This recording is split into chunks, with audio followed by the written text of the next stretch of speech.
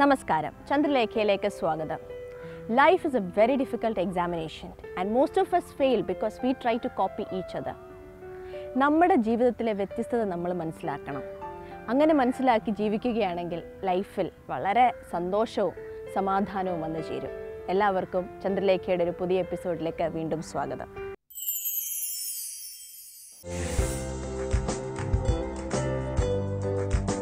എനിക്ക് പലപ്പോഴും തോന്നാറുണ്ട്, കാരണം ഇപ്പോൾ ഇങ്ങനെ ഒരു ഭംഗിയായിട്ട് ഈ ഒരു സംരംഭം കൊണ്ടെടുക്കുക എന്ന് പറയുന്നത് it's not at all easy. അപ്പോൾ അരിമ്പാറയിൽ നമ്മൾ സൂക്ഷിക്കാനുള്ള കാര്യം, നമ്മളത് ഒന്നാമത് അരിമ്പാറയുള്ള ആളുടെ പലർക്കും ഉണ്ട്, ഇത് കാണുമ്പോൾ ഇങ്ങനെ തൊട്ട് നോക്കും, ഇതെന്ത് എന്നൊക്കെ പറഞ്ഞാൽ അങ്ങനെ നമ്മൾ ചെയ്യരുത്. ബിക്കോസ് അതിൻ്റെ അകത്ത് നിന്ന് ആ ഒരു ഫ്ലൂയിഡോ അല്ലെങ്കിൽ ബ്ലഡോ എന്തെങ്കിലും നമ്മുടെ കയ്യിൽ കോൺടാക്റ്റ് വരികയാണെങ്കിൽ ഒരു over A period of time കുറച്ച് നാളിൻ്റെ ഉള്ളിൽ നമുക്കത് കിട്ടാൻ ചാൻസ് ഉണ്ട്. അത് ഇമ്മീഡിയറ്റ് ആയിട്ട് ബാക്കിയുള്ള വൈറസുകൾ പോലെ.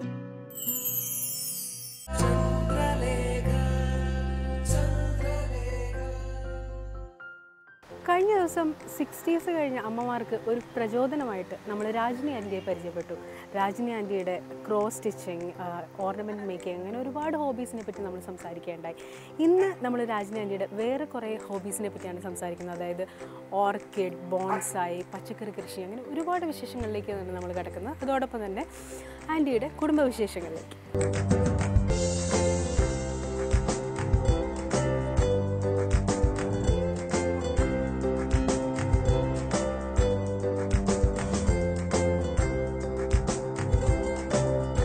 വൈകുന്നേരത്തെ ടൈം സ്പെൻഡ് ചെയ്യുന്നതാണ്. വൈകുന്നേരം ഞാനൊരു 3:30 ആകുമ്പോൾ അവിടെ കസേര വന്നിരിക്കും. അപ്പോൾ എൻ്റെ കൂടെ പട്ടി ചോട്ടു, അവന് 3-4 വയസ്സുണ്ട്.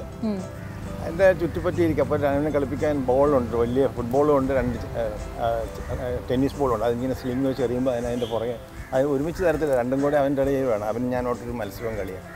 അതിൻ്റെ ഇടയ്ക്ക് ഇവിടെ മെയിൻ്റനൻസ് വല്ലോ ചെറിയ തടിപ്പണി, സിമെൻറ്റും ഇഷ്ടി അങ്ങനെയുള്ള പണികളൊക്കെ ചെയ്തുകൊണ്ട് നടക്കും. പിന്നെ പറമ്പിലൊക്കെ എന്തെങ്കിലുമൊക്കെ പോരായ്മ, വാഴയുടെ കൊല ഒടിഞ്ഞിട്ടുണ്ടോ, പാക്ക് വീണിട്ടുണ്ടോ ഒക്കെ നോക്കി ചുറ്റി നടങ്ങി. അതിനിടയ്ക്ക് വെള്ളത്തിൻ്റെ സംഗതി നോക്കണം. വെള്ളം ഓവർഫ്ലോ ചെയ്യാൻ വേസ്റ്റ് ആകുന്നില്ല.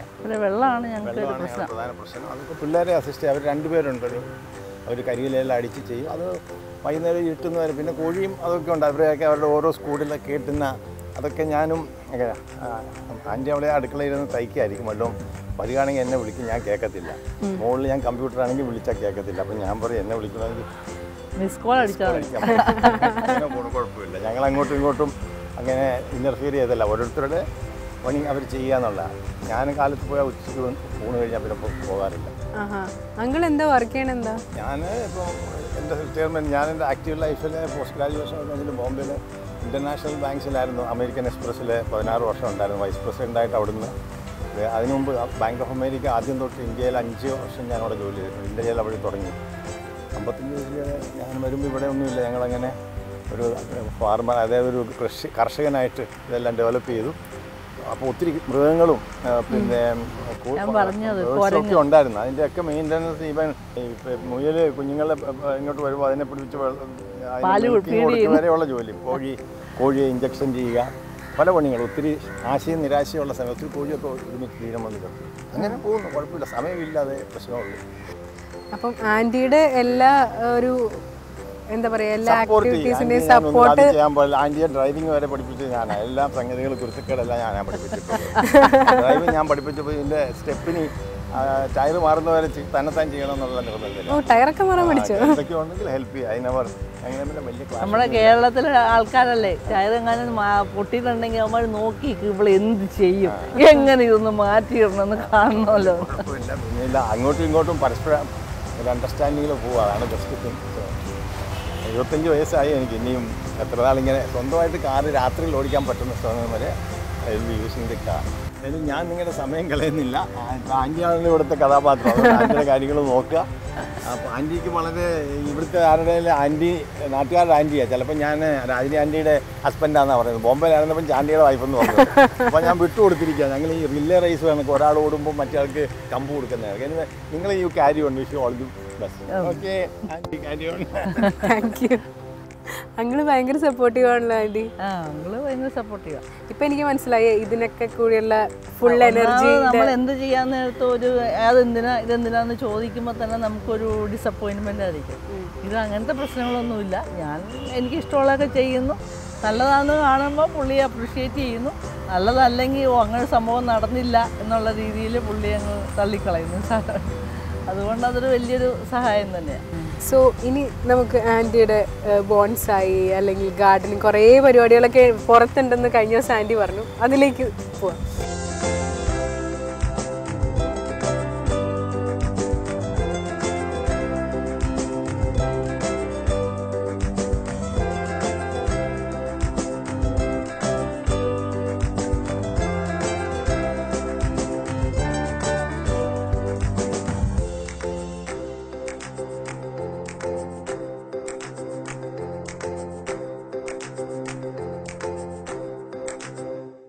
എങ്ങനെയാണ് ഗാർഡനിങ്ങിൽ ഒരു ഇൻട്രസ്റ്റ് വന്നത്?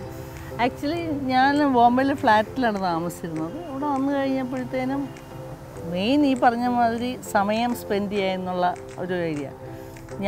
എൻ്റെ നേച്ചർ എന്ന് പറഞ്ഞാൽ ഭയങ്കര ഔട്ട് സ്പോക്കണാണ്. പിന്നെ വളരെ ഫ്രീ ആയിട്ട് പെരുമാറുന്ന ആൾക്കാരാണ്. പക്ഷെ കേരളത്തിലെ ലൈഫ് സ്റ്റൈലിൽ അത് ഭയങ്കര ഡേഞ്ചറസാണ്. അപ്പോൾ അതുകൊണ്ട് ഞാൻ ലയൺസിലും റോട്ടറിയിലും ഒന്നും ചേർന്നില്ല. എനിക്കത് അത്ര ഇതായിട്ട് തോന്നിയില്ല, താല്പര്യമായിട്ട് തോന്നിയില്ല. അപ്പോൾ ക്ലബ്ബും ഇല്ല, ഔട്ടിങ്ങും ഇല്ല. അങ്ങനെ ഒരു സിറ്റുവേഷൻ വന്നപ്പോൾ എങ്ങനെ എൻ്റെ സമയം ഞാൻ ഇതായിട്ട് ചെയ്യണം എന്നുള്ളൊരു ചിന്ത വന്നപ്പോഴാണ്. പിന്നെ ഞങ്ങളിത് വരുമ്പോൾ ഇത് വളരെ ബെയറായിരുന്നു, ഒന്നും ഇല്ലായിരുന്നു ഇവിടെ. അപ്പോൾ ഇതിങ്ങനെ ആക്കിയെടുക്കുക സ്ലോലി ശ്രമിച്ചു. ഞാൻ ബോൺസായി ക്ലാസ്സസ് ഞാൻ ബോംബെ വെച്ച് അറ്റൻഡ് ചെയ്തിട്ടുണ്ട്. അപ്പോൾ അതങ്ങനെ ഓരോന്ന് ശ്രമിച്ചു. എൻ്റെ ഫസ്റ്റ് ഗ്രാൻഡ് ഡോട്ടറിൻ്റെ ഡെലിവറിക്ക് ഞാൻ US പോയിട്ട് തിരിച്ചു വന്നപ്പോൾ അങ്കിള് ഗിഫ്റ്റായിട്ട് തന്നത് കുറേ ഓർക്കിഡ്സും അതിൻ്റെ ഒരു ഷെഡും ഒക്കെയാണ്. പക്ഷെ അത് ഞാനും എൻ്റെ കൂടെ ഉണ്ടായിരുന്ന സ്റ്റാഫ് ജോലിക്കാരനൊക്കെ കൂടെ നശിപ്പിച്ച് കളഞ്ഞു. അപ്പോൾ അതൊന്ന് റിവൈവ് ചെയ്തെടുക്കണം എന്ന് പറഞ്ഞിട്ട് ഇപ്പം എനിക്ക് അവിടെ ഒരു പ്ലേസ് ഉണ്ട്, ലീലാമാസ് കോർണർ എന്ന് പറഞ്ഞു. ലീലാമാസ് കോർണർ എൻ്റെ ഒരു ക്ലാസ്മേറ്റ് ആയിരുന്നു. ഒരു 3 years back January 13th she died of cancer. ഭയങ്കര ഭക്തിയും, അപ്പോൾ I believe she's A Saint എന്നാണ് എൻ്റെ ഒരു ഭയങ്കര ഭക്തി. പിന്നെ ഞാൻ കാണാൻ ചെല്ലുമ്പോഴൊക്കെ ഭയങ്കര സിക്കായിരുന്നെങ്കിലും ഒരിക്കൽ പോലും എന്നോട് എനിക്ക് എന്നെ കാണണ്ടെന്നൊന്നും പറഞ്ഞിട്ടില്ല. വളരെ തലമുടിയൊക്കെ പോയി ഭയങ്കര മോശം ലുക്കിങ്ങിൽ പോലും എനിക്ക് എല്ലാവിധ ഇതും ഉണ്ടായിരുന്നു അവിടെ ചെല്ലാനും. ചെന്ന് കഴിഞ്ഞാൽ തന്നെ അവൾ പറഞ്ഞിട്ട് അതിന് വില തമാശയൊക്കെ പറ എന്നൊക്കെ പറഞ്ഞു. അപ്പോൾ അങ്ങനെ അവൾ മരിച്ചു കഴിഞ്ഞാൽ എനിക്ക് ഭയങ്കര ഒരു ഇതായിരുന്നു. അപ്പം ഞാൻ ഫ്ലവറാണല്ലോ ഒരു സെയിൻ്റ് അല്ലെങ്കിൽ അങ്ങനെയോ, അതിന് വേണ്ടിയിട്ട് ഞാൻ അവൾക്ക് വേണ്ടിയിട്ട് ഒരു സെക്ഷൻ അങ്ങനെ വെച്ചതാണ്. പക്ഷെ അതവിടെ വെച്ചപ്പോഴേ ഈ ക്രോസ് വെൻറ്റിലേഷൻ ഇല്ലാത്തത് കൊണ്ട് പൂക്കളൊന്നും ശരിക്കും വരുന്നില്ല. പിന്നെ അതുകൊണ്ട് ഞാൻ പതുക്കെ അതെല്ലാം പുറത്തേക്ക് ഇങ്ങനെ ഇതുപോലെ ഒക്കെ ആക്കി. കാരണം ഓർക്കിഡ്സിന് 2 സംഗതി, വെയിലും വേണം ഷെയ്ഡും വേണം, രണ്ടും വേണം. അപ്പോൾ അങ്ങനെ വന്നപ്പോൾ ക്രോസ് വെൻറ്റിൽ ഇല്ലാത്തതുകൊണ്ട് ഈ കാറ്റില്ലാത്തതുകൊണ്ട് വളരെ മോശം. അപ്പോൾ ഞാൻ പിന്നെ അതെല്ലാം രണ്ടാമത് റീപോർട്ട് ചെയ്ത് ഇങ്ങോട്ട് വെച്ചിരിക്കുന്ന. അതുപോലെ തന്നെ ഇപ്പം പ്രത്യേകിച്ച് എന്താ തോന്നുന്നതെന്ന് വെച്ച് കഴിഞ്ഞാൽ സാധാരണ എല്ലാ വീട്ടുകളിലും ചെന്ന് കഴിഞ്ഞാൽ എല്ലാ സ്ഥലത്തും കുറച്ച് സ്ഥലം ഉണ്ടെങ്കിൽ ഫുൾ ഗ്രാസ് ഇടുക, അത്രേ ഉള്ളൂ. അല്ലെങ്കിൽ കുറച്ച് ചെടികളുണ്ടാവും. ഇത് പക്ഷെ അങ്ങനെയല്ല, വലിയ മരം ഭയങ്കര ഇത് ശരിക്കും ഇങ്ങനെ മെയിൻറ്റെയിൻ ചെയ്ത് പോകാമെന്ന് പറയുന്നത് ഇറ്റ്സ് എക്സ്പെൻസീവാണ്, ഭയങ്കര എക്സ്പെൻസീവാണ്. കാരണം നമ്മൾ വെജിറ്റബിൾ നട്ടാലും നമ്മൾ പ്രതീക്ഷിക്കുന്ന ഇത് കിട്ടുന്നില്ല. പക്ഷേ അതിൽ നിന്ന് ആ വെജിറ്റബിൾ കഴിക്കുമ്പോൾ നമുക്കുള്ള സന്തോഷം, അതല്ലെങ്കിൽ ഈ തോട്ടം കണ്ടിട്ട് പുറത്തുനിന്ന് ഒരാൾ അപ്രിഷ്യേറ്റ് ചെയ്യുമ്പോൾ ഉള്ളൊരു സന്തോഷം, അതാണ് നമ്മളുടെ എന്നാ പറയുക റിട്ടേൺ. അതുപോലെ തന്നെ വീട്ടിലേക്കുള്ള പച്ചക്കറി ഞാൻ വാങ്ങിക്കാറില്ല. പച്ചക്കറി ഓൾമോസ്റ്റ് ഇവിടെ കൂടാതെ എൻ്റെ കിച്ചൻ്റെ പുറകിലുള്ള ടെറസിൽ ഞാൻ പച്ചക്കറി ഉണ്ട്. പിന്നെ കോളിഫ്ലവർ ഉണ്ടായിരുന്നു, ക്യാബേജ് ഉണ്ടായിരുന്നു, പിന്നെ വഴുതനങ്ങ, പടവലങ്ങ, പാവയ്ക്ക, അച്ചിങ്ങ. ഈ ബോൺസായിയുടെ ഇത് വളർത്തുന്നത് എങ്ങനെയൊക്കെയാണ്? അതിന് പ്രത്യേക അത് വളരെ ഇമ്പോർട്ടൻ്റ്. അതിനകത്ത് ഫസ്റ്റ് ഓഫ് ഓൾ ഫ്ലാറ്റായിട്ടുള്ള ചട്ടിയിലാണ് ബോൺസായി നടുക. ഇതിൻ്റെ മീനിങ് തന്നെ വലിയ ചെടികളെ ചെറിയ ചെടികളായി വളർത്തുന്നു. അതേസമയം it should have that big tree look. അതാണ് അതിൻ്റെ ഇത്. അപ്പം പിന്നെ അപ്പോൾ ഈ ചെറിയ ചട്ടിയിൽ വെക്കുമ്പോൾ അതിന് ആവശ്യത്തിന് വെള്ളം വേണം, അതേസമയം എക്സ്ട്രാ വെള്ളം പാടില്ല. എക്സ്ട്രാ വെള്ളം ഉണ്ടെങ്കിൽ അത് ചീഞ്ഞു പോകും, വേര് ചീഞ്ഞു പോകും. അതേസമയം വെള്ളം ഇല്ലാതിരുന്നാലും ഇത്രയും ഉള്ള മഡിനകത്തു നിന്നുള്ള വെള്ളമല്ലേ കിട്ടുള്ളൂ, അതില്ലെങ്കിലും അത് കരിഞ്ഞു പോകും. അപ്പം ആദ്യം നമ്മൾ ചെയ്യുന്നത് ചട്ടിയുടെ അടിയിലൊരു ചെറിയ നെറ്റ് പോലെ ആ ഹോളിൻ്റെ അവിടെ വയ്ക്കും. അത് എന്താണെന്ന് വെച്ച് കഴിഞ്ഞാൽ ഇതിനകത്തുള്ള മണ്ണ് വെള്ളത്തിൻ്റെ കൂടെ ഒഴുകി പോകാതിരിക്കും. പിന്നെ അതിൻ്റെ മുകളിൽ ചരൽ പോലെ ഫ്ലാറ്റായിട്ട് ചെറിയ പെബിൾസ് ഇടും. അതെന്തിനാന്ന് വെച്ച് കഴിഞ്ഞാൽ ഇതിനകത്ത് അധികം വരുന്ന എക്സ്ട്രാ വെള്ളം ഡ്രെയിൻ ചെയ്ത് പോകാൻ. പിന്നെ ഈ ഹോളിൻ്റെ അടിയിൽ കൂടെ 2 കമ്പി ഇട്ടിട്ടാണ് നമ്മൾ ഈ ചെടിയെ കെട്ടി നിർത്തും. അതെന്തിനാന്ന് വെച്ച് കഴിഞ്ഞാൽ നമ്മൾ ഈ ഇത്രയും ഉള്ള മഡിനകത്താണ് ഈ ചെടി നിൽക്കുന്നത്. അപ്പം അതിനൊരു റൂട്ട് വന്ന് അത് ഉള്ള മഡിലേക്ക് സ്ട്രോങ് ആയിട്ട് നിൽക്കുന്നവരെ ഒരു കാറ്റത്തോ അല്ലെങ്കിൽ നമ്മുടെ കൈ തട്ടിയോ ഒന്ന് ആടിക്കഴിഞ്ഞാൽ അവരുടെ ഗ്രോത്ത് ഇത് ചെയ്യും, അതിന് ഡിസ്റ്റർബ്ഡ് ആവും. ചിലപ്പോൾ അത് കരിഞ്ഞു പോകാൻ വരെ ചാൻസ് ഉണ്ട്. അപ്പോൾ അതിനാണ് ആ കമ്പി വെച്ച് അത് കെട്ടി നിർത്തുന്നത്. കെട്ടി നിർത്തി അതിൻ്റെ മുകളിൽ നമ്മൾ മണ്ണൊക്കെ ഇട്ട്, മണ്ണെന്ന് പറഞ്ഞാൽ മണ്ണിൻ്റെ കൂടെ മണലും വളവും എന്തെങ്കിലും ചാണകമോ ഒക്കെ ഇട്ടിട്ടുള്ള മണലാണ് അതിനകത്ത് ഇടുന്നത്. ഇട്ട് കഴിഞ്ഞിട്ട് ഞാനിവിടെ ചെയ്യാറുണ്ട്, ചെറിയ വലിയ പെബിൾസ് അതിൻ്റെ മുകളിൽ വയ്ക്കും. എന്താണെന്ന് വെച്ചാൽ നമ്മൾ വെള്ളം ഒഴിക്കുമ്പോൾ അല്ലെങ്കിൽ ഈ മണ്ണെല്ലാം സൈഡിൽ കൂടെയൊക്കെ ഒഴുകിപ്പോവും. പിന്നെ ഒരു കാണാനൊരു ശേലായി ഇത്. അതിൻ്റെ കൂടെ ഞാൻ ആ പെബിൾസിൻ്റെ ഇടയ്ക്കൊക്കെ സിമെൻറ്റിൻ്റെ വെള്ളത്തിൽ കലക്കിയിട്ട് ഇങ്ങനെ ഒന്ന് ബ്രഷ് കൊണ്ട് അടിക്കും. അപ്പോൾ ഈ ഒരു സ്റ്റോൺ വേറൊരു സ്റ്റോണുമായിട്ട് സ്റ്റക്ക് ചെയ്തിരിക്കുമ്പോൾ ഊർന്ന് പോവുകയില്ല, അതിനിടയ്ക്കൂടെ വെള്ളം അകത്തേക്ക് പോവുകയും ചെയ്യും. To take lot of care in it. പിന്നെ വയറിങ് ചെയ്ത് നമുക്ക് അതിൻ്റെ ഇപ്പം ഞാൻ അത്ര വലിയ ആർട്ടിസ്റ്റൊന്നുമല്ല, നല്ലൊരു ആർട്ടിസ്റ്റിൻ്റെ കൈ കിട്ടുവാണെങ്കിൽ വലിയ മരങ്ങളുടെ ഷേപ്പിലൊക്കെ അതിനെ വളച്ചും ഒക്കെ എടുക്കാൻ പറ്റും. ഈ അലുമിനിയം വയർ ചുറ്റുന്നത് എന്താണെന്ന് വെച്ച് കഴിഞ്ഞാൽ നമ്മളിപ്പോൾ ഒരു കൊമ്പ് ഇങ്ങനെ ഒറ്റയടിക്ക് താഴോട്ട് കൊണ്ടുവരണമെന്ന് പറഞ്ഞു കഴിഞ്ഞാൽ അത് ഒടിഞ്ഞു പോകും. അപ്പോൾ ഈ അലുമിനിയം വയർ വളയുന്ന സാധനമാണ്. അതിങ്ങനെ ചുറ്റിയിട്ട് നമ്മൾ ഈ കൊമ്പ് കുറച്ച് വളച്ചു വയ്ക്കുമ്പോൾ കുറച്ച് ദിവസം കഴിഞ്ഞ് നമ്മൾ അഴിച്ചു നോക്കിയാൽ അത് അത്രയും വളഞ്ഞിട്ടുണ്ടാവും. അത് കഴിഞ്ഞ് കൂടുതൽ വളയ്ക്കണമെങ്കിൽ പിന്നെയും നമ്മളത് അലുമിനിയം കമ്പിയിട്ട് കെട്ടിയിട്ട് കുറച്ചും കൂടെ വളയ്ക്കുക. Whatever shape you want to give you can give that way. അത് ഓരോരുത്തരുടെ കല ഇതനുസരിച്ച് നമുക്ക് നല്ല ബോൺസായി പ്ലാന്റ്സിന്. ഇതിന് 2 വശമുണ്ട്. ചിലർ പറയുന്നത് നമ്മൾ വലിയ ചെടിയോട് ദ്രോഹമാണ് ചെയ്യണം, കാരണം വലിയ ചെടിയെ പിടിച്ച് കൊല്ലാനും സമ്മതിക്കില്ല, ചാകാനും സമ്മതിക്കില്ല, വളരാനും സമ്മതിക്കില്ല. അതേസമയം നമ്മളൊന്ന് ചെയ്ത് നോക്കിയാൽ ചെറിയ ചട്ടിക്കകത്ത് ഇത്രയും വലിയ മരം നിൽക്കുന്ന പോലെ ഒരു ഫോറസ്റ്റ് പോലെ ഉണ്ടാക്കിയെടുക്കാം. ഒരു പ്ലേസിൽ നമ്മൾ ഡിഫറെൻറ്റ് പ്ലാന്റ്സ് ഇങ്ങനെ നട്ടിട്ട്. ആൻറ്റി, ഇപ്പം എന്താ പറയുക, ഇപ്പം എല്ലാവരും ഒരു 60 വയസ്സൊക്കെ കഴിഞ്ഞ് കഴിഞ്ഞാൽ ഇപ്പം ചെടികളിപ്പം ഹോബിയായിട്ട് ഗാർഡനിങ് ഉള്ളവരാണെങ്കിൽ പോലും ഇതൊന്നും നോക്കാൻ വയ്യ എന്നൊക്കെ പറഞ്ഞിട്ട് കുറേ ആൾക്കാരെ വെച്ച് അത് നോക്കാൻ വയ്ക്കുന്നു, അല്ലെങ്കിൽ ഇതൊക്കെ ഡിസ്പോസ് ചെയ്യുന്നു, ഇത് ഫ്ലാറ്റിലേക്ക് മാറുന്നു. അങ്ങനെയുള്ളൊരു ട്രെൻഡാണ് ഇപ്പം നമ്മൾ കാണുന്നത്. അപ്പം അങ്ങനെയുള്ള ആൾക്കാർക്ക് വേണ്ടി അവരോട് പറയാൻ പറ്റിയൊരു ബെസ്റ്റ് എക്സാമ്പിളാണ് ശരിക്കും രാജിനി ആൻറ്റി. അപ്പോൾ ആൻറ്റിക്ക് അവരോട് എന്താണ് പറയാനുള്ളത്? ശരിക്കും എനിക്ക് പലപ്പോഴും തോന്നാറുണ്ട്, കാരണം ഇങ്ങനെ ഒരു ഭംഗിയായിട്ട് ഈ ഒരു സംരംഭം കൊണ്ടെടുക്കുക എന്ന് പറയുന്നത് it's not at all easy. Expense wise not easy, to get a proper helpers it's not that easy. പക്ഷേ അതിൽ നിന്ന് ഇപ്പോൾ മറ്റുള്ളവർ വരുമ്പോഴും കാണുമ്പോഴും അവരുടെ അപ്രിസിയേഷനും അതല്ലെങ്കിൽ നമുക്കാണെങ്കിലും നടക്കുമ്പോൾ കിട്ടുന്ന സന്തോഷം എന്ന് പറയുന്നത് ഇറ്റ്സ് ട്രെമൻഡസ്. അതൊരു ഭയങ്കര ഒരു എക്സ്പീരിയൻസാണ്. ഞാൻ ചെന്ന അങ്കിളിനോട് പറയാറുണ്ട് നമുക്ക് വല്ല ഫ്ലാറ്റിലേക്ക് മാറാം. പിന്നെ ഞാൻ ആലോചിക്കുമ്പം ഫ്ലാറ്റിൽ പോയി ഇതിനകത്ത് എന്ത് ചെയ്യും എന്നുള്ള ഒരിത്.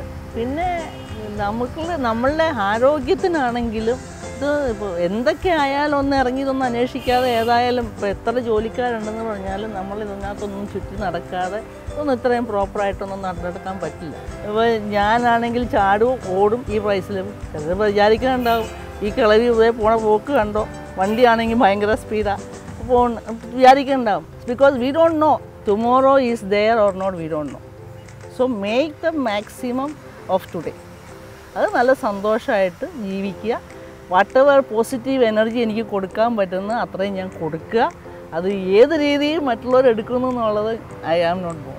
Anyway thank you very much for all the എന്നാ പറയുക എല്ലാം ഇത്ര ഭംഗിയായിട്ട് എന്നെ ഇത് ചെയ്തതിനും എല്ലാത്തിനും വളരെ സന്തോഷം. ആക്ച്വലി ആൻറ്റിക്ക് ഒരുപാട് താങ്ക്സ് വ്യൂവേഴ്സിൻ്റെ ഭാഗത്തുനിന്ന് ഞങ്ങളുടെ ഭാഗത്തുനിന്ന് ഞാനാണ് പറയേണ്ടത്. കാരണം ഒരുപാട് സംസാരിക്കുകയും ഞങ്ങളെ ഇൻസ്പയർ ചെയ്യുകയും മാത്രമല്ല ഒരു എന്താ പറയുക ഒരു നല്ലൊരു മെസ്സേജ് കൂടെ തരുകയുണ്ടായി. Thank you so much aunty and best wishes. Take care.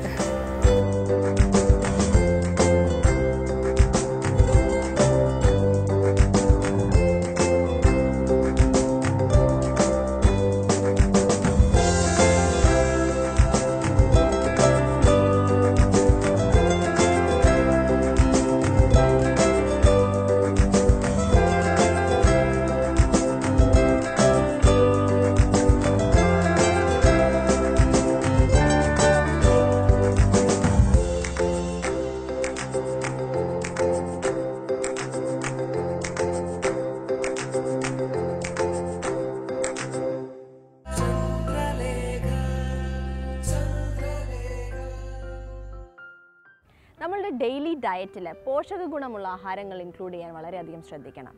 പയറുവർഗ്ഗങ്ങൾ മുളപ്പിച്ചതും പിന്നെ സാലഡ്സും ഒരുപാട് ഡെയിലി ഡയറ്റിൽ ഇൻക്ലൂഡ് ചെയ്യാൻ ശ്രദ്ധിക്കണം. ഇനി സ്ത്രീകൾക്ക് വളരെ ഹെൽപ്ഫുൾ ആയിട്ടൊരു ഡോക്ടർ സെഗ്മെൻറ്റ് കാണാം.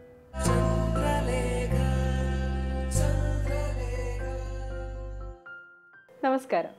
ഇന്ന് നമ്മുടെ സ്ത്രീകളെ ഒരുപാട് അലട്ടുന്ന ഒരു പ്രോബ്ലമാണ് സ്കിൻ ട്രബിൾസ് അല്ലെങ്കിൽ സ്കിൻ പ്രോബ്ലംസ്. അത് പിഗ്മെൻറ്റേഷൻ ആവാം, സൺ ടാൻ ആവാം, അല്ലെങ്കിൽ പിമ്പിൾസ് ആവാം, അങ്ങനെ ഒരുപാട് പ്രശ്നങ്ങളുണ്ട്. ഈ പ്രശ്നങ്ങൾക്ക് വേണ്ടിയിട്ടുള്ള റെമഡീസിനെ പറ്റി അല്ലെങ്കിൽ ട്രീറ്റ്മെൻറ്റ്സിനെ പറ്റി കൂടുതൽ പറഞ്ഞു തരാൻ സൺറൈസ് ഹോസ്പിറ്റലിലെ skin specialist doctor Joseph Chalissery നമ്മളോടൊപ്പം ഉണ്ട്. Hello doctor. ഹലോ. ഇപ്പോൾ സ്ട്രെസ് കൊണ്ടുള്ള ഒരു പിഗ്മെന്റേഷൻ, ഉറക്കമില്ലായ്മ കൊണ്ടുള്ള അതിനൊക്കെ എന്തെങ്കിലും ഹോം റെമഡീസ് ഒക്കെ ഉണ്ടോ? അതിന് ഹോം റെമഡീസ് എന്തൊരു തരം പിഗ്മെൻറ്റേഷനും ഏറ്റവും കൂടുതൽ ചെയ്യാവുന്ന എസ്പെഷ്യലി പെരിയോർബിറ്റൽ മെലനോസിസിന് ഒന്ന് വെള്ളം ധാരാളം കുടിക്കുക. ഓക്കെ. പിന്നെ ഒരു സൺസ്ക്രീൻ ഉപയോഗിക്കുക. പിന്നെ ഏതെങ്കിലും ഒരു വൈറ്റമിൻ സപ്ലിമെൻറ്റ്സ് എടുക്കുക. ഇതൊക്കെ നമുക്ക് ചെയ്യാവുന്ന കാര്യങ്ങളാണ്. പിന്നെ ഓരോ ചില ഹോം റെമഡീസ് ഓരോരുത്തരുടെ സ്കിൻ ടൈപ്പ് അനുസരിച്ചായിരിക്കും. ചിലർ പറയും ലൈം ജ്യൂസ് പറ്റി കഴിഞ്ഞാൽ ആ പിഗ്മെൻറ്റേഷൻ ഡൈല്യൂട്ട് ചെയ്യുന്നത്. ഇൻ എഫക്റ്റ് അത് ശരിയായിരിക്കും. എന്ന് വെച്ചാൽ ലൈം ജ്യൂസിൽ വൈറ്റമിൻ സി ആ ഒരു ട്രീറ്റ്മെൻറ്റ് തന്നെ ഡോക്ടേഴ്സ് കൊടുക്കുന്നത്. പക്ഷേ വളരെ കുറച്ച് പേർക്ക് ഈ വൈറ്റമിൻ സി സീറം ആണെങ്കിലും അല്ലെങ്കിൽ ഈ ലൈം ജ്യൂസ് ആണെങ്കിലും അതൊരു ഇറിറ്റേഷൻ ഉണ്ടാക്കും അവിടെ. ഓക്കെ. അപ്പോൾ ഇറിറ്റേഷൻ ആ പീലിംഗ് കറക്റ്റായിട്ട് ഡിഫറൻഷ്യേറ്റ് ചെയ്യാൻ പറ്റുകയാണെങ്കിൽ അത് വെച്ച് നോക്കാം. അതൊക്കെയാണ് മെയിൻ ട്രീറ്റ്മെൻറ്റ്. പിന്നെ സ്ട്രെസ് ഇൻഡ്യൂസ്ഡ് അല്ലെങ്കിൽ റിഫ്രാക്റ്റീവ് എറർ ഇൻഡ്യൂസ് ആണെങ്കിൽ അത് അവോയ്ഡ് ചെയ്യുക. അതല്ലോ ലേറ്റ് നൈറ്റ് വർക്ക്സ്, കുറേ നേരം കമ്പ്യൂട്ടറിൻ്റെ മുമ്പിലിരിക്കുക, അങ്ങനെയുള്ളവർക്കൊക്കെ അതൊക്കെ ഒന്ന് അവോയ്ഡ് ചെയ്ത് കഴിഞ്ഞാൽ കുറേ ഡിഫറൻസ് വരും. ഇപ്പോൾ സൺസ്ക്രീനിൻ്റെ കാര്യം പറഞ്ഞപ്പോഴാണ്, സൺസ്ക്രീൻ ഇപ്പം SPF എത്ര വരെയുള്ളതാണ് യൂസ് ചെയ്യേണ്ടത്? ഇപ്പോൾ എല്ലാവർക്കും ഉള്ള പുതിയ ഡൗട്ടാണ്. SPF എന്ന് പറഞ്ഞാൽ ബേസിക്കലി സൺ പ്രൊട്ടക്ഷൻ ഫാക്ടർ എന്ന് പറയും. ഓക്കെ. ഈ സൺ പ്രൊട്ടക്ഷൻ ഫാക്ടർ എന്ന് പറയുന്നത് നമ്മളൊരാൾ കുറച്ച് നേരം വെയിലത്ത് നിന്ന് കഴിഞ്ഞാൽ നമ്മുടെ മുഖത്ത് ചെറിയൊരു ചുമപ്പ്, അതായത് എറിത്തീമ എന്ന് പറയും. അത് മിനിമൽ എറിത്തീമ ഡോസ്. അത് ഏത് ലൈറ്റ് ആ ലൈറ്റ് അടിക്കുമ്പോൾ എത്ര നേരം നിൽക്കുമ്പോഴാണ് ആ മിനിമൽ എറിത്തീമ വരുന്നത്, അത് നമ്മൾ റെക്കോർഡ് ചെയ്യും. പിന്നെ നമ്മളൊരു സൺസ്ക്രീൻ ഉപയോഗിച്ചിട്ട് സെയിം ലൈറ്റിൽ നിന്ന് നോക്കും. എന്നിട്ട് നമുക്ക് വരുന്ന എറിത്തീമ എത്ര ടൈം കൊണ്ടാണ് വരുന്നതെന്ന്. അപ്പോൾ ഇപ്പോൾ ഒരു സാധാരണ മനുഷ്യൻ ഡെവലപ്പ് ചെയ്യണമെങ്കിലും ഒരു 10 times കൂടുതൽ ടൈം ആ സൺസ്ക്രീൻ ഉപയോഗിച്ചിട്ടാണെങ്കിൽ ആ സൺസ്ക്രീനിൻ്റെ SPF 10 ആണ്. ഓക്കെ. അതേപോലെ 30 times കൂടുതൽ ടൈം നിന്നിട്ടാണെങ്കിൽ 30 ആണ്. അങ്ങനെ. അപ്പോൾ 50 വരെ 50, പിന്നെ ചില കമ്പനിക്കാർ കുറേ കൂടി ഇറക്കുന്നുണ്ട്. പക്ഷേ 50 വരെയാണ് യൂഷ്വലി SPF പറയാറ്. അപ്പോൾ ഈ SPF കൂടുന്തോറും നമുക്ക് അത്രയും ടൈം പ്രൊട്ടക്ഷൻ കിട്ടും, അത്രയും മടങ്ങ് പ്രൊട്ടക്ഷൻ കിട്ടും. പക്ഷേ ഒരു നോർമൽ ഇൻഡിവിജ്വൽ വിത്ത് ഒരു മൈൽഡ് പിഗ്മെൻറ്റേഷനൊക്കെ ആണെങ്കിൽ നമുക്ക് 30 വരെ മതി. ഓക്കെ. ഈ 50 എന്നൊക്കെ പറയുന്നത് ചില സൺ റിലേറ്റഡ് ഡിസീസസ് ഉണ്ട്. For example systemic lupus erythematosus. അത് നമുക്കറിയാം. എന്താ കാരണം എന്ന് വെച്ചാൽ നമ്മുടെ നാട്ടിലിപ്പോൾ SLE വന്നിട്ട് ഒരു ഡെത്ത് ഉണ്ടായിട്ടുള്ളൂ. അപ്പോൾ SLE എന്ന് പറയുന്നത് എല്ലാവർക്കും ഒരു ഇത്. അപ്പോൾ അങ്ങനത്തെ ഡിസീസുകൾക്കൊക്കെ വളരെ കോമൺ, അങ്ങനത്തെ ഡിസീസുകൾക്കൊക്കെ നമുക്കൊരു SPF 50 വരെയൊക്കെ ഉപയോഗിക്കാം. ഒരു റെഗുലർ യൂസിന് SPF 30. അതെ. ഓക്കെ. പിന്നെ ഇതിൽ ഒരു സൺസ്ക്രീനിൽ SPF മാത്രമല്ല, അതിൽ നമ്മൾ എന്ത് തരം പ്രൊട്ടക്ഷനാണ് കൊടുക്കണമെന്നുള്ളത്. അതായത് സൺലൈറ്റിൽ 3 ഇതുകളുണ്ട്. ഒന്ന് അൾട്രാവയലറ്റ്, പിന്നെ ഒന്ന് ഇൻഫ്രാറെഡ്, അത് ചൂട്, അതിൻ്റെ ഇടയിലാണ് വിസിബിൾ ലൈറ്റ്. അപ്പോൾ ഈ അൾട്രാവയലറ്റ് തന്നെ ABC എന്ന് പറഞ്ഞിട്ടുണ്ട്. അപ്പോൾ മെയിനായിട്ടുള്ള സ്കിൻ ഇത് UVA UVB, അതിൽ നിന്നുള്ള പ്രൊട്ടക്ഷനാണ്. അപ്പോൾ മിക്ക സൺസ്ക്രീൻസും UVB പ്രൊട്ടക്ഷൻ തരും. UVA ഉള്ളത് ബെൻസോഫിനോൺസ് എന്നൊക്കെ പറഞ്ഞിട്ടുള്ള സൺസ്ക്രീൻസ് ആണ്, അതുള്ള കണ്ടന്റുള്ള സൺസ്ക്രീൻസ്. അപ്പോൾ ബെൻസോഫിനോൺ മാത്രമല്ല, അങ്ങനത്തെ 2-3 ഉണ്ട്. പാബ, അങ്ങനത്തെ 2-3 ഉണ്ട്. മറ്റേത് സിനമേറ്റ്സ്, സാലിസിലേറ്റ്സ് ഒക്കെ അങ്ങനത്തെ കുറേ കണ്ടൻസ് തന്നെ അത്. അപ്പോൾ ഇതുള്ള സൺസ്ക്രീൻസ്, ഇത് രണ്ടും കൂടിയുള്ള ബ്രോഡ് സ്പെക്ട്രം സൺസ്ക്രീൻസ് ഉണ്ട്, ടീനോസോബ് എന്നൊക്കെ പറയുന്നത്. അപ്പോൾ ഇങ്ങനത്തെ സൺസ്ക്രീനുകൾ ഉപയോഗിച്ച് കഴിഞ്ഞാൽ നമുക്ക് ആ രണ്ട് തരം ലൈറ്റിൽ നിന്നുള്ള പ്രൊട്ടക്ഷനും കിട്ടും. പിന്നെ നമുക്ക് ഇൻഫ്രാറെഡിൽ നിന്ന് വളരെ കുറച്ച് ഡിസീസസ് ഉണ്ടാക്കണല്ലോ, അതായത് ചൂടുകൊണ്ട്. നമുക്ക് മെയിനായിട്ടുള്ള സ്കിൻ ഡിസീസസ് വെളിച്ചം കൊണ്ടാണ്. ഓക്കെ, അപ്പോൾ വെളിച്ചത്തിൽ നിന്ന് പ്രൊട്ടക്ട് ചെയ്യാന്നുള്ളതേ ഉള്ളൂ. പിന്നെ ഇതിന് വാട്ടർ റെസിസ്റ്റൻസ് സൺസ്ക്രീൻസ്, അതായത് ചിലർ സ്വിമ്മിംഗ് പൂളിൽ പോകുമ്പോൾ അങ്ങനത്തെ സൺസ്ക്രീൻസ് ഉണ്ട്. സ്വിമ്മിംഗ് പൂളിൽ 40 മിനിറ്റ്സ് സ്വിമ്മിംഗ് പൂളിൽ കിടന്നാലും ആ സൺസ്ക്രീൻ പോവില്ല, 80 മിനിറ്റ്സ് അങ്ങനെ സൺസ്ക്രീനിൽ ഡിവൈഡ് ചെയ്യുന്നുണ്ട്. പിന്നെ ഏറ്റവും നല്ല സൺസ്ക്രീൻ എന്ന് പറയുന്നത് നമ്മുടെ ഈ പ്ലെയേഴ്സ്, ക്രിക്കറ്റ് പ്ലെയേഴ്സൊക്കെ യൂസ് ചെയ്യുന്ന ഒരു വൈറ്റ് കളർ ഇതുള്ള സൺസ്ക്രീൻ. അപ്പോൾ ആ സൺസ്ക്രീനിൻ്റെ പ്രശ്നം എന്ന് വെച്ചിട്ടുണ്ടെങ്കിൽ അതിന് മെയിൻ സിങ്കും ടൈറ്റാനിയം എന്ന് പറയും, അങ്ങനെ രണ്ട് ഇതുള്ള. അപ്പോൾ ഈ സിങ്ക് ഓക്സൈഡും ടൈറ്റാനിയം ഉള്ള സൺസ്ക്രീൻ ഉപയോഗിച്ച് കഴിഞ്ഞാൽ അതെപ്പോഴും നമുക്ക് എടുത്ത് കാണിക്കും. ഓക്കെ, ആ വൈറ്റ് കളർ ഇത്. പക്ഷേ ഏറ്റവും പ്രൊട്ടക്റ്റീവും ഏറ്റവും ഹൈപ്പോ അലർജനിക് ആയിട്ടുള്ള സൺസ്ക്രീനാണ് സിങ്കും ടൈറ്റാനിയം. അത് പക്ഷേ എല്ലാവർക്കും ഉപയോഗിക്കാൻ പറ്റില്ല. നമുക്ക് പുറത്ത് പോകുന്ന സമയത്ത് ഒരു വൈറ്റ് കളർ ഇതായിട്ട്.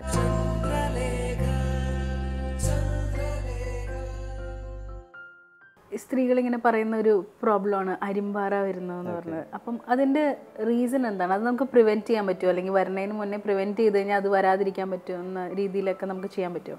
ഓക്കെ, അരിമ്പാറ എന്ന് പറയുന്നത് ബേസിക്കലി ഒരു വൈറസ് കൊണ്ട് ഉണ്ടാകുന്നതാണ്. ഓക്കെ, അതിന് വാട്ട് എന്നല്ലെങ്കിൽ വെറുക്ക എന്ന് പറയാം. അപ്പോൾ അരിമ്പാറ പലതരം ഉണ്ട്. ഓക്കെ, ചിലർക്ക് കാലിൽ മാത്രം വരും, അതിന് പ്ലാന്റാർ വാട്ട്സ് എന്ന് പറയും.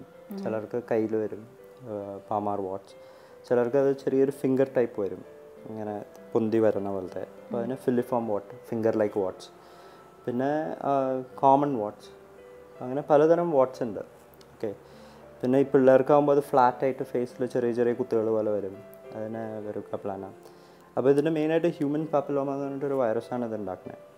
അപ്പോൾ അരിമ്പാറയിൽ നമ്മൾ സൂക്ഷിക്കാനുള്ള കാര്യം, നമ്മളത് ഒന്നാമത് അരിമ്പാറയുള്ള ആളുടെ പലർക്കും ഉണ്ട്, ഇത് കാണുമ്പോൾ ഇങ്ങനെ തൊട്ട് നോക്കും, ഇതെന്ത് എന്നൊക്കെ പറഞ്ഞാൽ. അങ്ങനെ നമ്മൾ ചെയ്യരുത്. ബിക്കോസ് അതിൻ്റെ അകത്തു നിന്ന് ആ ഒരു ഫ്ലൂയിഡോ അല്ലെങ്കിൽ ബ്ലഡോ എന്തെങ്കിലും നമ്മുടെ കയ്യിൽ കോൺടാക്റ്റ് വരികയാണെങ്കിൽ ഒരു over A period of time, കുറച്ച് നാളിൻ്റെ ഉള്ളിൽ നമുക്കത് കിട്ടാൻ ചാൻസ് ഉണ്ട്. അത് ഇമ്മീഡിയറ്റ് ആയിട്ട് ബാക്കിയുള്ള വൈറസുകൾ പോലെ, ഇപ്പോൾ ചിക്കൻ ബോക്സിൻ്റെ വൈറസ് പോലെ ഒന്നും കോൺടാക്റ്റ് വന്നാൽ അപ്പം തന്നെ വരില്ല. പക്ഷേ over A period of time നമുക്കത് കിട്ടാനുള്ള ചാൻസ് ഉണ്ട്. ഓക്കെ, പിന്നെ ഈ അരിമ്പാറയുടെ ഇതെങ്ങനെയാണെന്ന് വെച്ചിട്ടുണ്ടെങ്കിൽ അത് നമ്മുടെ സ്കിന്നിൻ്റെ വളരെ സൂപ്പർഫിഷ്യൽ ലെയറിലാണ് അത് മൾട്ടിപ്ലൈ ചെയ്യുന്നത്. അപ്പോൾ അങ്ങനെയുള്ളപ്പോൾ നമ്മുടെ ബോഡി അതിനെ റെക്കഗ്നൈസ് ചെയ്യുന്നില്ല. ഓക്കെ, അതുകൊണ്ടാണ് ബാക്കിയുള്ളൊരു വൈറസ് വരുമ്പോൾ നമ്മുടെ ബോഡിയിൽ നിന്ന് പോകുന്നുണ്ട്, അരിമ്പാറ വരുമ്പോൾ പോകാത്തത് റെക്കഗ്നൈസ് ചെയ്യണില്ല. അപ്പോൾ ഇതിൻ്റെ ട്രീറ്റ്മെൻറ്റ് ചില ആസിഡുകൾ വെച്ചിട്ട് ഇത് ചെയ്യും, കോട്ടറൈസ് ചെയ്ത് നോക്കും. പിന്നെ ചിലർ കോട്ടറി എന്ന് പറഞ്ഞിട്ടൊരു മെഷീൻ ഉണ്ട്, അത് വെച്ചിട്ട് കരിച്ച് കളയുക. ഇതൊക്കെയാണ് ഇതിൻ്റെ ട്രീറ്റ്മെൻറ്റ്. പിന്നെ അതുപോലെ ഈ അരിമ്പാറയുള്ള ഇപ്പോൾ പിള്ളേരാണെങ്കിൽ അവർക്കിപ്പോൾ കാലിൻ്റെ അടിയിൽ അരിമ്പാറയുണ്ട്, ആ ചെരുപ്പ് വേറൊരാൾ ഉപയോഗിക്കുക, അത് സൂക്ഷിക്കണം. പിന്നെ നമ്മളിപ്പോൾ ചിലർ ഈ സ്വിമ്മിംഗ് പൂളിലൊക്കെ പോകുമ്പോൾ അതിൻ്റെ ചുറ്റും, സ്വിമ്മിംഗ് പൂളല്ല, നമ്മളിപ്പോൾ പുറത്ത് നടക്കുമ്പോൾ നമ്മൾ ചെരുപ്പിടാതെ നടക്കുന്ന കുറേ പേരുണ്ട്. അപ്പോൾ അങ്ങനെയൊക്കെ ആ കോൺടാക്റ്റ് വന്നിട്ട് വൈറസ് കോളനൈസ് ചെയ്യാനുള്ള ചാൻസ് ഉണ്ട്. ഇതാണ് മെയിൻ മോഡ് ഓഫ് സ്പ്രെഡ് അതിൻ്റെ. ഇത് വന്നു കഴിഞ്ഞാൽ എത്രയും പെട്ടെന്ന് കരിച്ച് കളയാന്നുള്ളത് നല്ലത്. ഇതൊരിക്കൽ സ്കിന്നിൽ കോളനൈസ് ചെയ്ത് കഴിഞ്ഞാൽ അത് അവിടെ നിന്ന് വേറെ സ്ഥലങ്ങളിലേക്ക് അയാൾക്ക് വരാം, അതുപോലെ തന്നെ അയാളായിട്ട് കോൺടാക്റ്റ് വരുന്ന ആൾക്കാർക്കും വരാം. പുള്ളി തിങ്സ് ഒരു സ്ലോ പ്രോസസ്സ് ആയതുകൊണ്ട് കുറേ പേരും അത് ഇത് ചെയ്യില്ല. പിന്നെ വളരെ കുറച്ച് പേർക്ക് ഇത് തന്നെ പോവും. അതായത് എന്തെങ്കിലും ഒരു ബോഡിയുടെ ഇമ്മ്യൂണിറ്റി ഇച്ചിരി കൂടുമ്പോൾ, എന്തെങ്കിലും ഒരു അസുഖം വന്നിട്ടോ എന്തെങ്കിലും കൂടുമ്പോൾ ചിലർക്കിത് പോവും. പക്ഷേ അതിന് വെച്ചുകൊണ്ടിരിക്കാതിരിക്കുകയാണ് ബെറ്റർ. ട്രീറ്റ്മെൻറ്റാണ് എപ്പോഴും അതിൻ്റെ ബെറ്റർ ഓപ്ഷൻ. അപ്പോൾ ഇത്രയും സമയം നമ്മുടെ ചന്ദ്രലേഖ പ്രേക്ഷകർക്ക് വേണ്ടിയിട്ട് സ്കിന്നിൻ്റെ ഒരുപാട് പ്രശ്നങ്ങളെ പറ്റി, അതിൻ്റെ ട്രീറ്റ്മെൻറ്റ്സിനെ പറ്റിയും സംസാരിച്ചതിന് ഡോക്ടർക്ക് ഒരുപാട് നന്ദി. Thank you doctor. ചന്ദ്രലേഖയുടെ ഇന്നത്തെ എപ്പിസോഡ് ഇവിടെ പൂർണ്ണമാകുന്നു. ഇന്നത്തെ എല്ലാ സെഗ്മെൻറ്റ്സും നിങ്ങൾക്ക് ഇഷ്ടമായെന്ന് വിശ്വസിക്കുന്നു. നിങ്ങളുടെ വിലയേറിയ നിർദ്ദേശങ്ങളും അഭിപ്രായങ്ങളും ഞങ്ങളെ എഴുതി അറിയിക്കണം. ഇനി പുതിയൊരു അധ്യായത്തിൽ കാണാം.